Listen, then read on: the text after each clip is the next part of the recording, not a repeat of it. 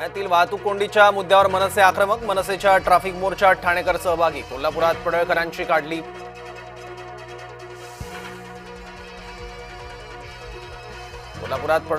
काढली प्रतिकात्मक अंत्ययात्रा. कुत्र्याच्या गळ्यात फोटो घालून शरद पवार गटाकडून निषेध.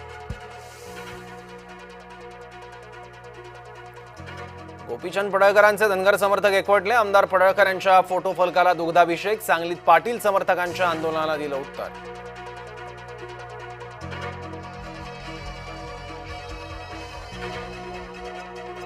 आमदार पडळकर यांच्या विरोधात सांगलीत आंदोलन. जयंत पाटील समर्थकांचा सांगलीत रास्ता रोको. गोपीचंद पडळकर माफी न मागण्यावर ठाम. पत्रकार मारहाण प्रकरणी त्र्यंबकेश्वर पोलीस ठाण्यात गुन्हा दाखल. प्रशांत सोनवणे, शिवराज आहेर, ऋषिकेश गांगुर्डे विरोधात गुन्हा. पोलिसांकडून तिघांना अटक.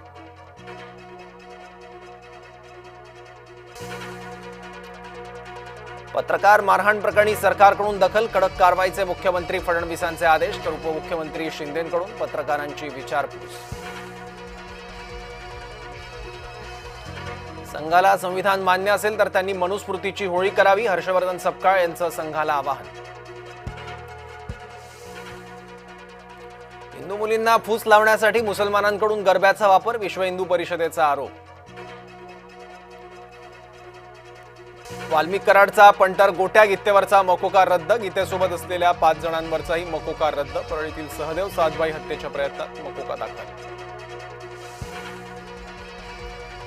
फडणवीसांचा जयंत पाटलांवर राग. खासदार संजय राऊत यांचं वक्तव्य. पडळकर यांच्या वक्तव्याला मुख्यमंत्र्यांचं समर्थन. संजय राऊत यांचा आरोप.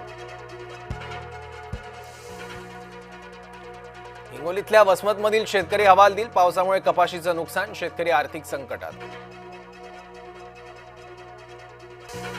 सोनं प्रतितोळा 1,14,300च्या वर. अमेरिकन बँकांनी केलेल्या व्याजदर कपातीचा परिणाम.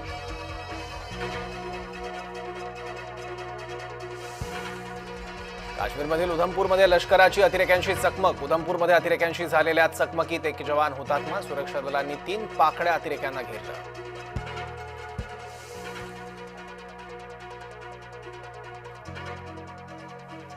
मणिपूरमध्ये सुरक्षा दलावर हल्ला. आसाम रायफल्सचे 2 जवान हुतात्मा. 4 जखमी.